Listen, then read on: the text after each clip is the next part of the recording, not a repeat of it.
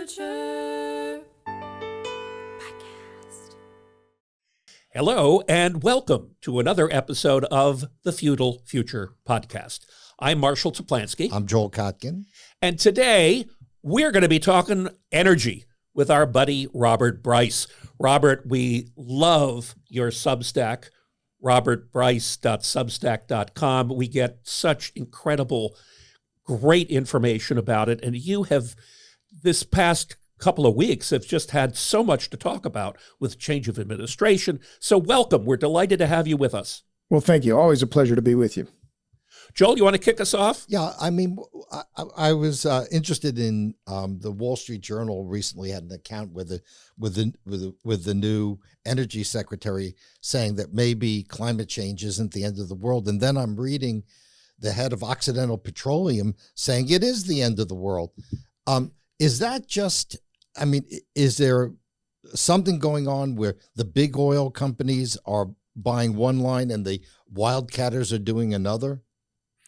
It's interesting. You're close there, I think, in terms of the split in the oil and gas industry between the super majors and the independents or the smaller operators. And it's been a split now for over a century, right? Where the big internationals, big multinationals, they have one view on the market, and then the independents and the other players in the oil and gas business have another. But you're referring to Chris Wright, who's the nominee, and right. And of all of Trump's picks for his cabinet and all of the people he's nominated to be in his administration, I think is just the best. I'm not. Let me be clear. I'm not objective at all. I've known Chris for more than a decade. He's a friend of mine, and proud to call him a friend.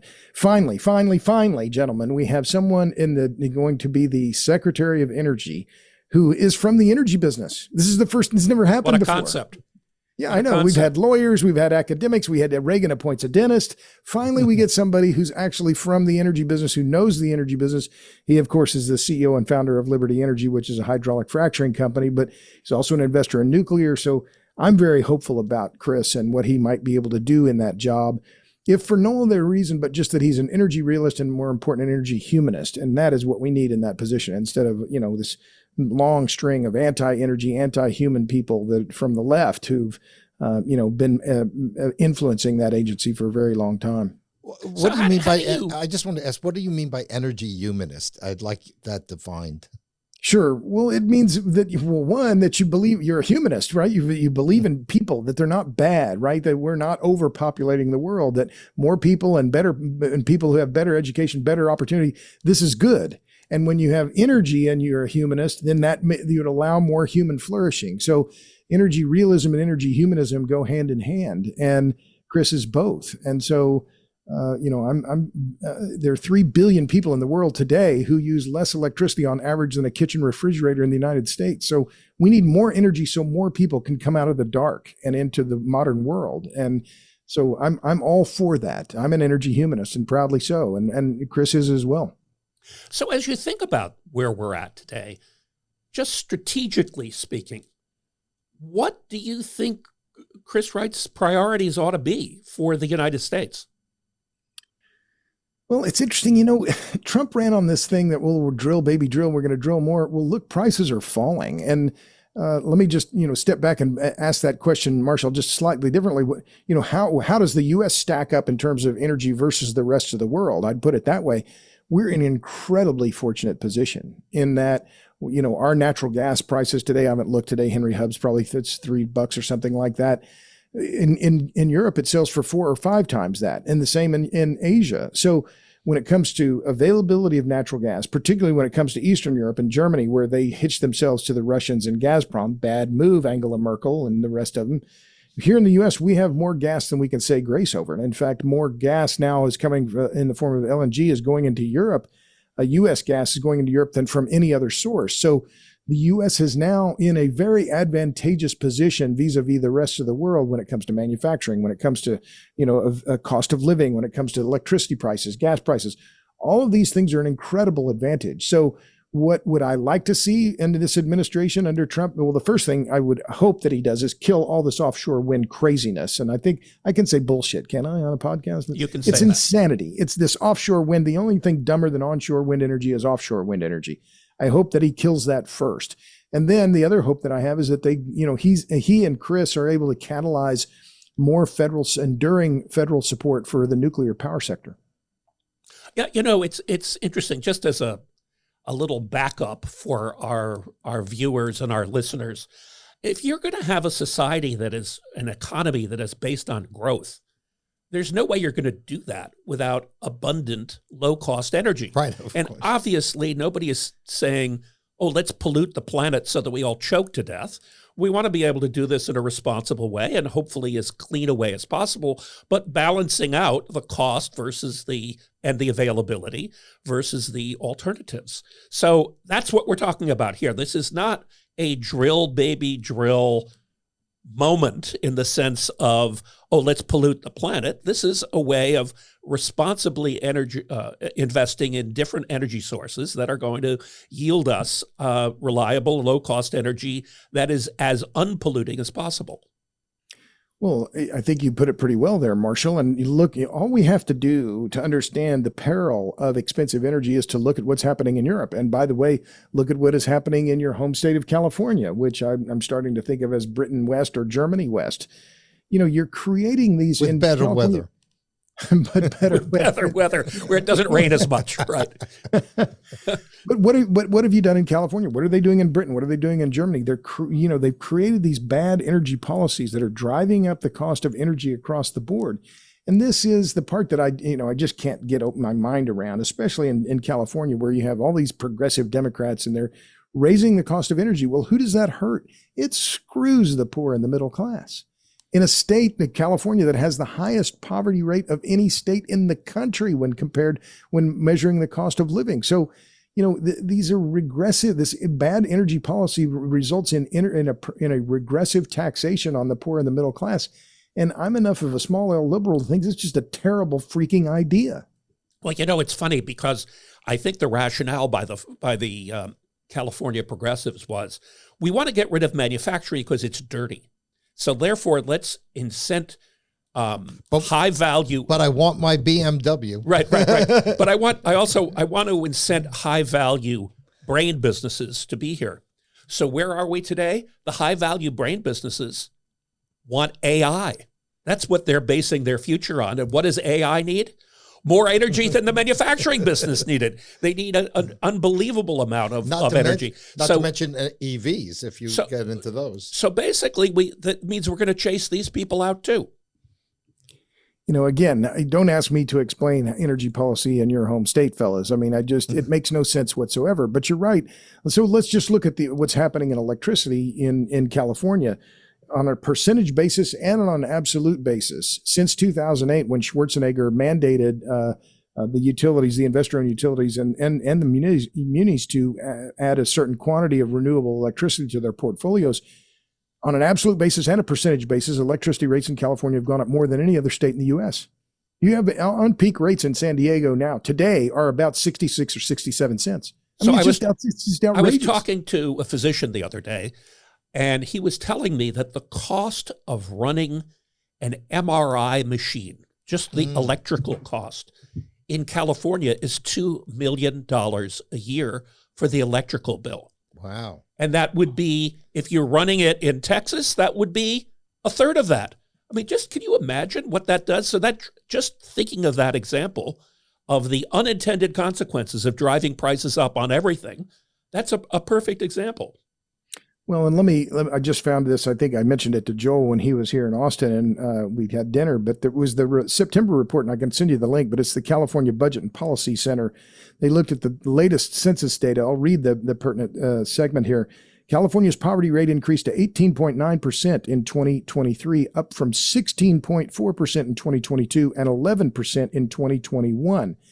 The state's poverty rate was particularly high among Black and Latinx Californians, and California continued to have the highest poverty rate of the 50 states. California's high poverty rate means 7.3 million state residents lacked the resources to meet basic needs last year, more than the populations of California's four largest cities, Los Angeles, San Diego, San Jose, and San Francisco. I mean, this is just outrageous, and I don't live there.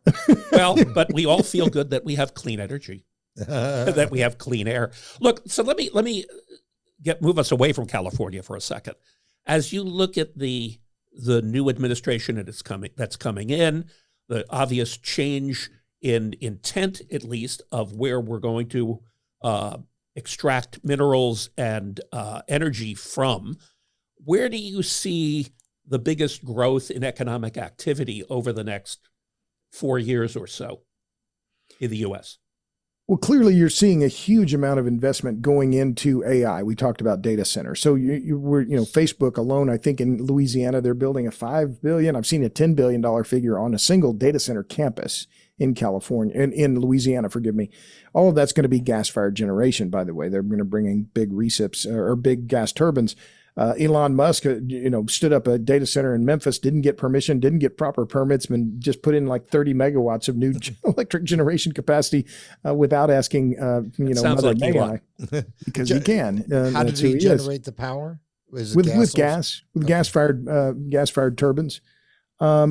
So I think that's going to be clearly one of the areas where you're going to see a massive amount of investment in the U.S. is in AI, data centers, et cetera. The part that concerns me, Marshall, is that it's not clear to me how much of this can be added to the grid and in short order, because we're shortages of labor, particularly skilled labor, electricians, pipe fitters, people, electric linemen, but also shortages of transformers, high voltage transmission equipment of all kinds, breakers, switchgear, et cetera. All of these are in very short supply. And part of that is because it's an international market. Part of it is because of growth of the grid. Part of it is replacement of older equipment.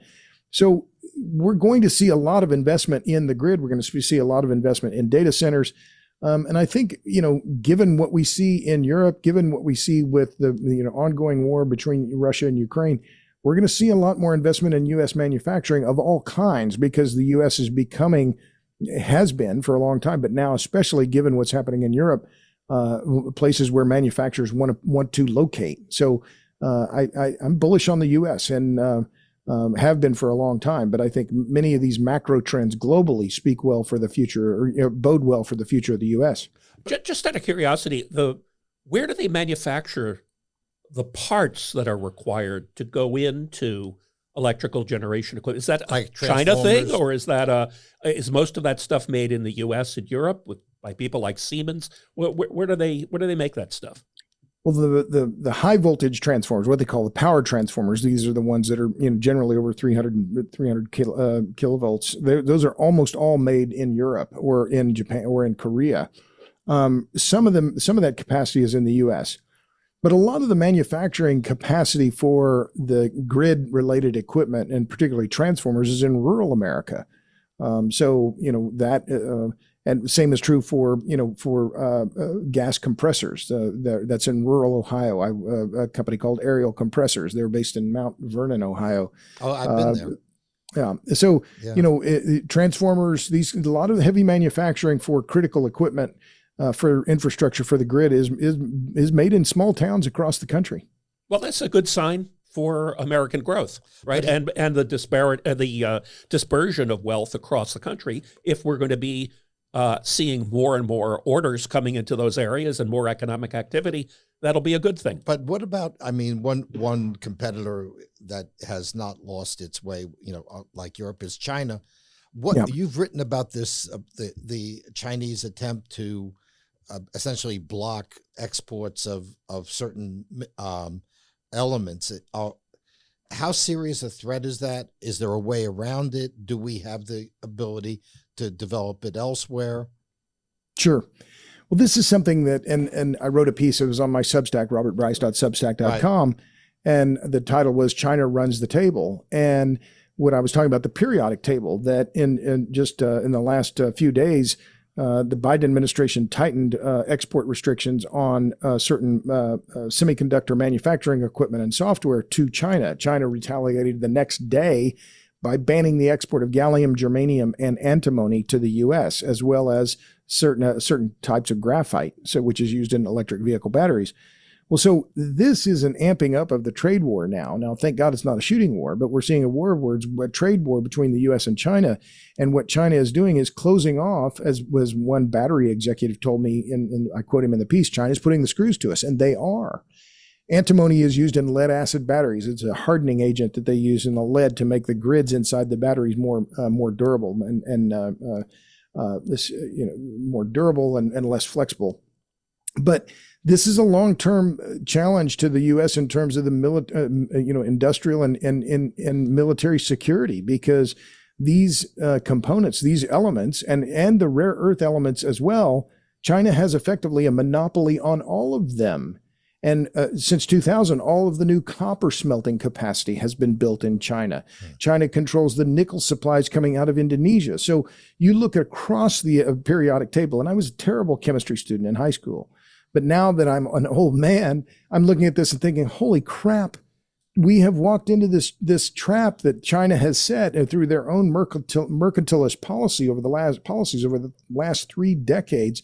And now the U.S. is looking around saying, oh, well, how do we mine antimony? Where do we mine antimony? Well, you better get on it. And I hope that the Trump administration can deal with this. They've got a lot on their plate, but these strategic elements, and it's not just lithium, it's, gallium, germanium, tellurium, neodymium, praseodymium, dysprosium, terbium. All of these are critically important to our national security, and we have ceded that supply chain to the Chinese. It's a very dangerous situation. Yeah. Well, to be clear, though, historically, we've mined a bunch of the stuff outside of China in the past. Sure. I mean, I seem to remember Canada being our largest trade partner when it came to nickel, for instance. Sure. So it's not like the sources of supply don't exist elsewhere. It's just that why did it suddenly become unavailable to us? Legislation and Clean Air and Water Acts kind of thing? Well, I mean, some of this is environmental regulation. I think one of the last antimony mines was based in Idaho. I think it was the Stibnite gold mine. I think it was shut down by the Environmental Protection Agency, or there's some regulations that forced it to shut down. Mining is not a very popular thing to have in your neighborhood. And it was just in the last few months the Biden administration prevented the opening of a big nickel mine in Minnesota. There are huge deposits of these resources here in the United States. The same in Alaska. There was a big mine. I forgot which one that was. So it was a big copper mine, I think, wasn't it? You may well be right, but we have a lot of resources, and we're going to have to be the only way we're going to oppose this kind of mercantilist approach that China has is with a mercantilist approach of our own.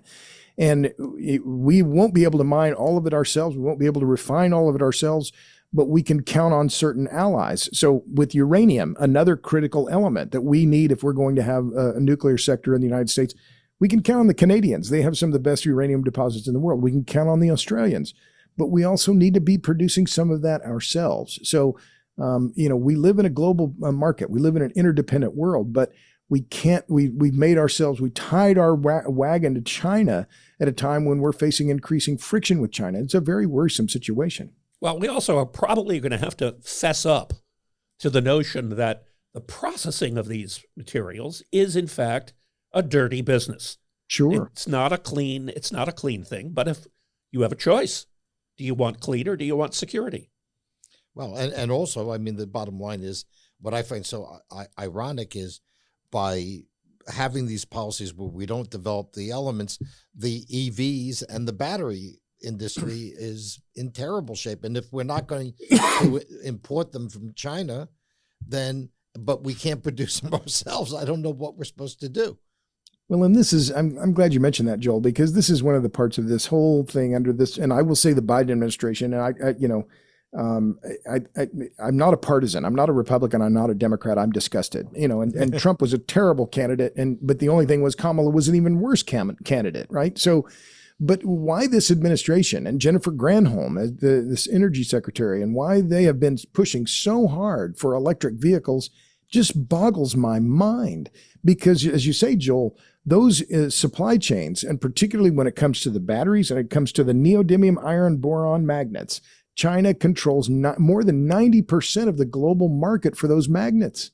These are the high-strength magnets that are in the electric motors and in wind turbines and in guidance system for missiles. I mean, these are very important strategic commodities.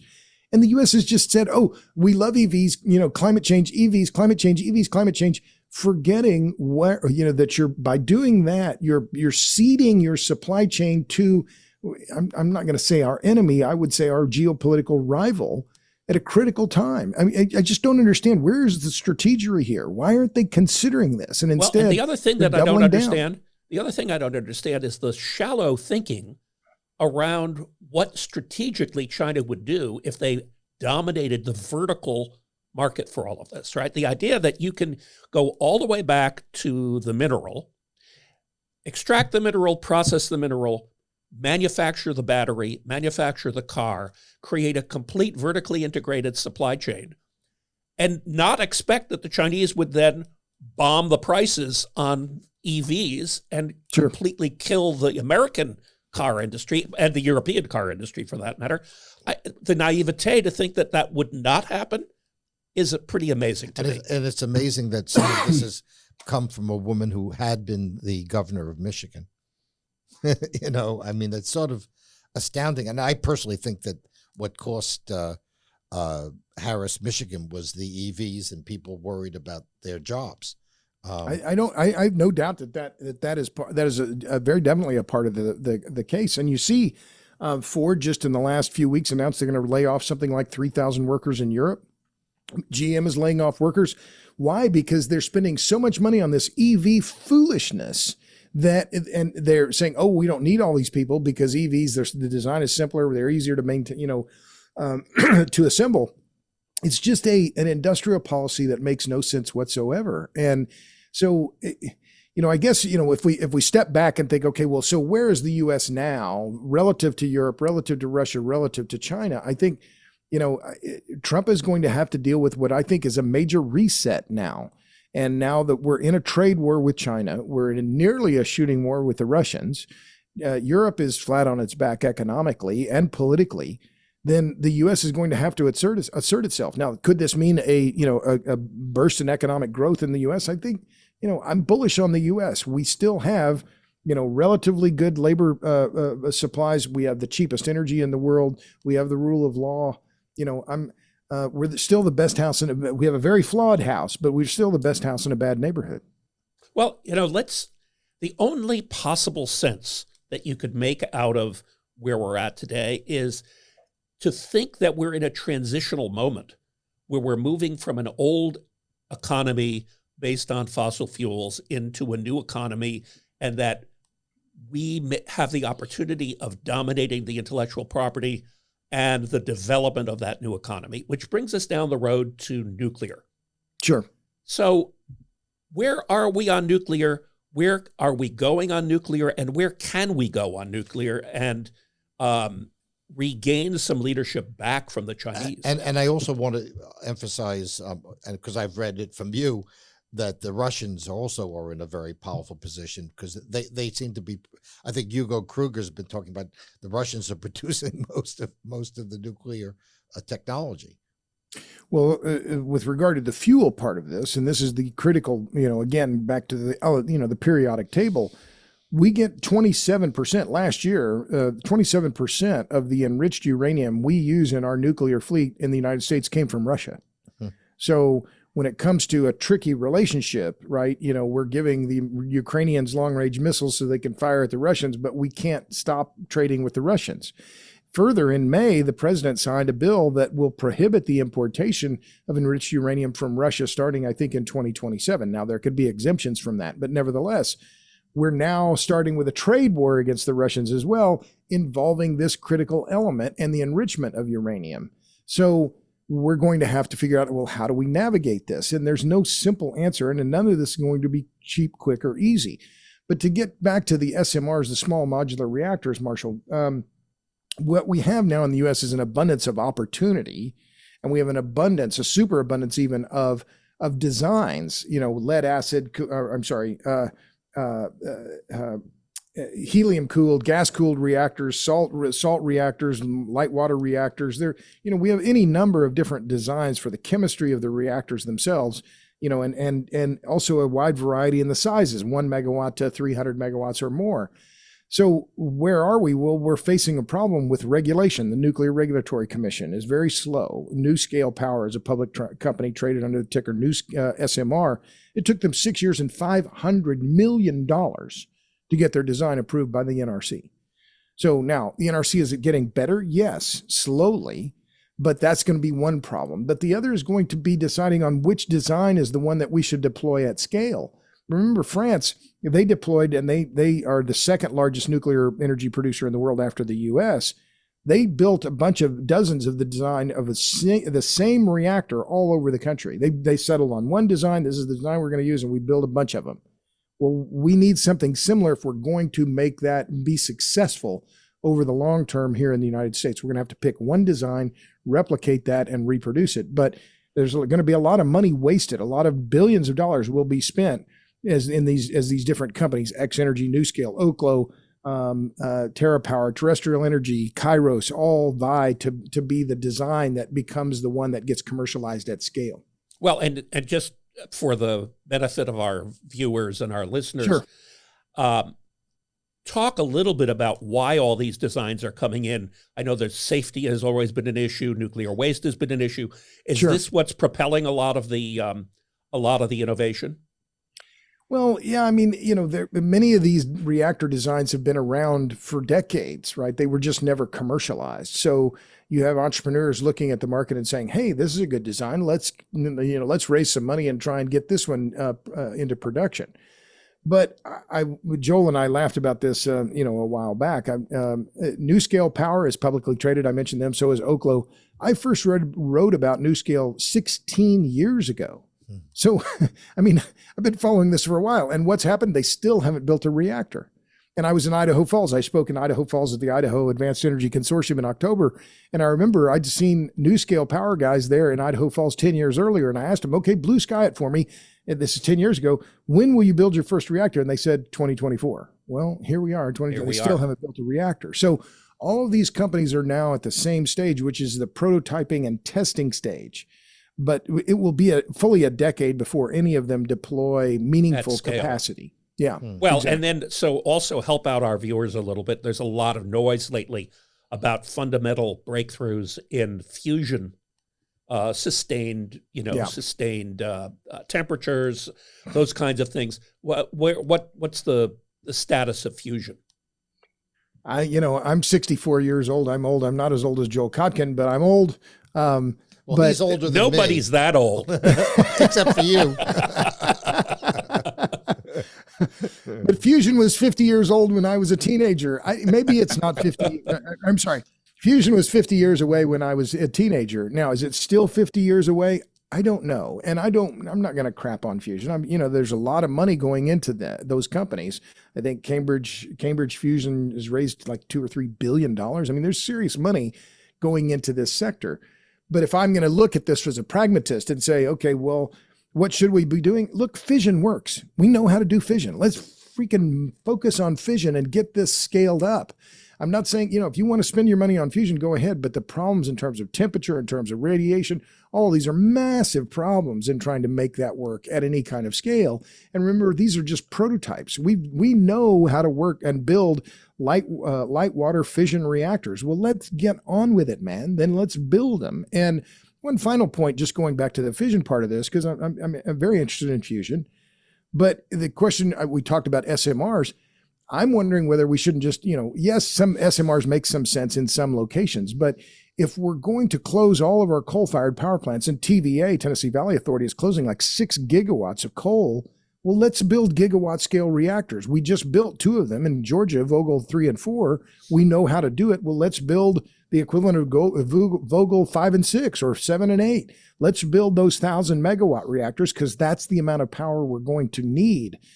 So this, it's not just about the chemistry. It's not just about regulatory. It's going to be what size and how do you finance it. So I'm bullish on nuclear, but I'm very sober about the outlook.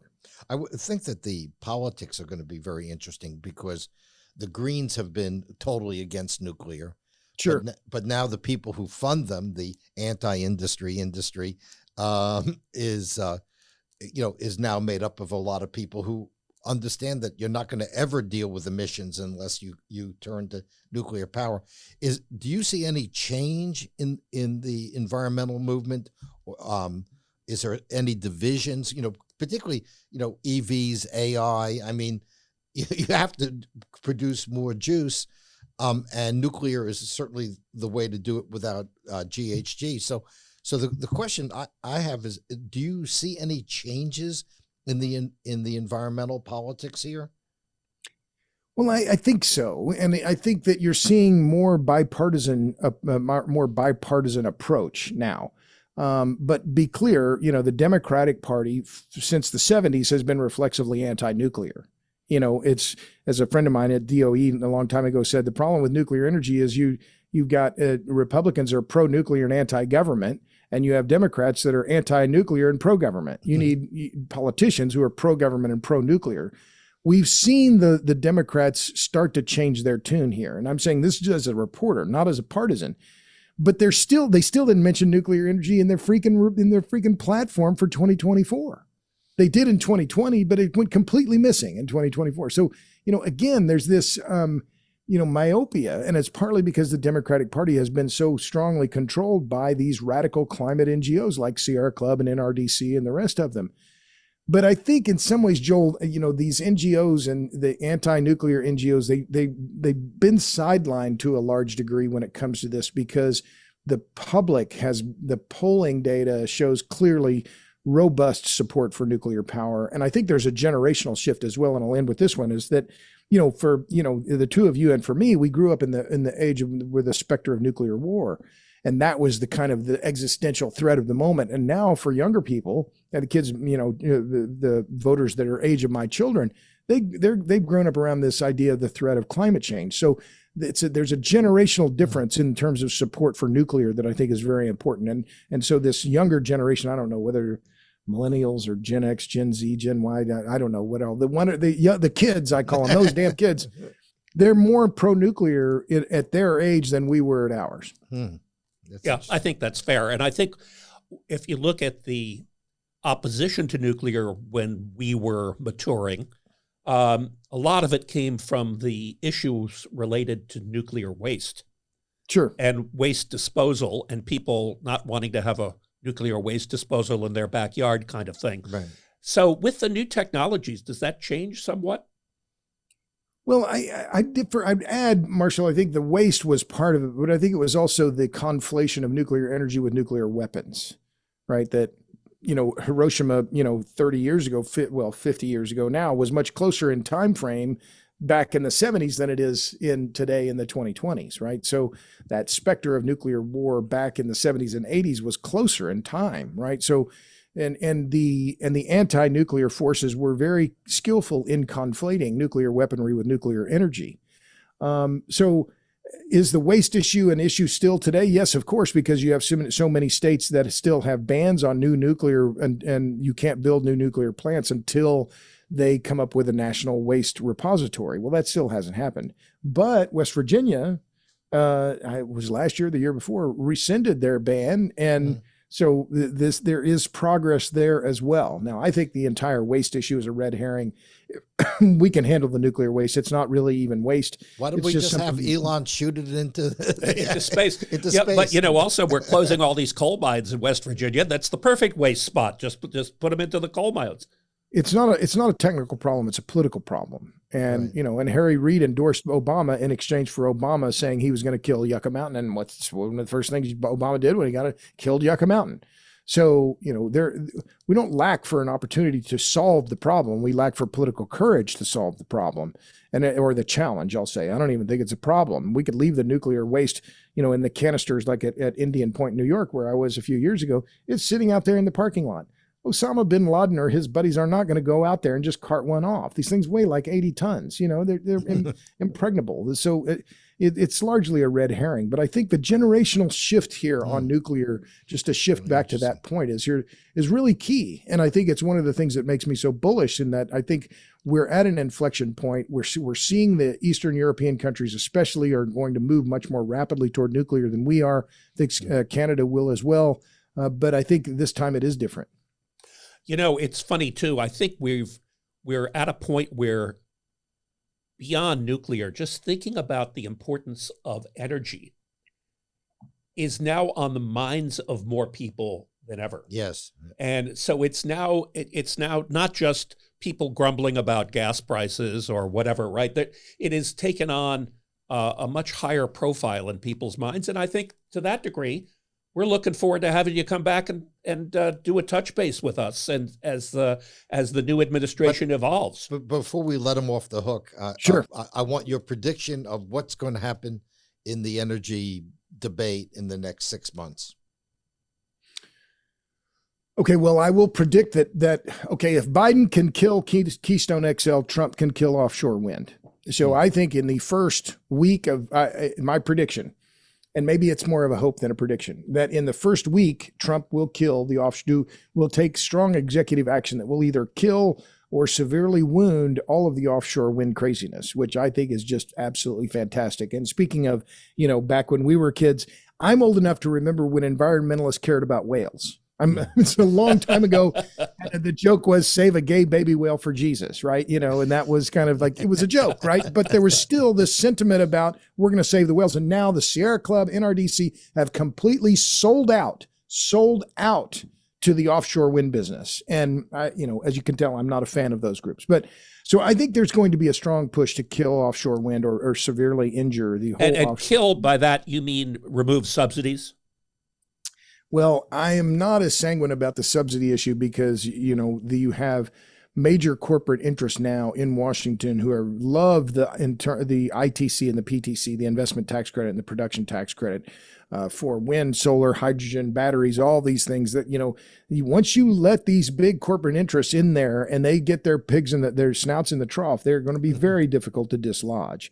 So can Trump do something with the Treasury and the IRS in terms of the rules? Yes. And I think there will be some movement on that. Whether they roll them back or completely, I think is unlikely because they're very powerful lobby interests now that are already saying we want to keep these, including API, EEI, U.S. Clean Power Association. So this is going to be very difficult. But I also think that, and I'm very hopeful that Chris Wright and the new Trump administration will catalyze support for nuclear. And this is one of the areas where they're going to have to get busy. And they're also going to have to get busy on the strategic elements front. They call them critical minerals. These aren't minerals, they're metals. And this is going to have to be something that the incoming administration is going to have to take seriously because we just can't afford to be hitching our wagon entirely to China. China is not our friend. So drill, baby, drill means more than just going for oil and natural gas. Right. It means going for critical elements as well. Right, and nuclear power. Yeah. And those go together because we're going to need uranium and we're going to need the lanthanum to manage the nuclear plants. We're going to need cerium. These elements that we've ignored our chemistry for too long. And I will plead guilty to this as well. But this is critical, and we have to be very sober as we look forward because it's a different world now. And Trump is going to bring a lot of new people in and a lot of new thinking. And I wish him well because the U.S. has a lot of advantages, but we are facing a lot of serious challenges as well. Well, Robert Bryce, we appreciate your perspective. It's robertbryce.substack.com for all of you who want to subscribe to Robert's Substack. It's terrific. I read it myself, and it's dynamite. Thank you so much for joining us on the Feudal Future podcast. It's always a pleasure, fellas. Thank you. The Feudal Future.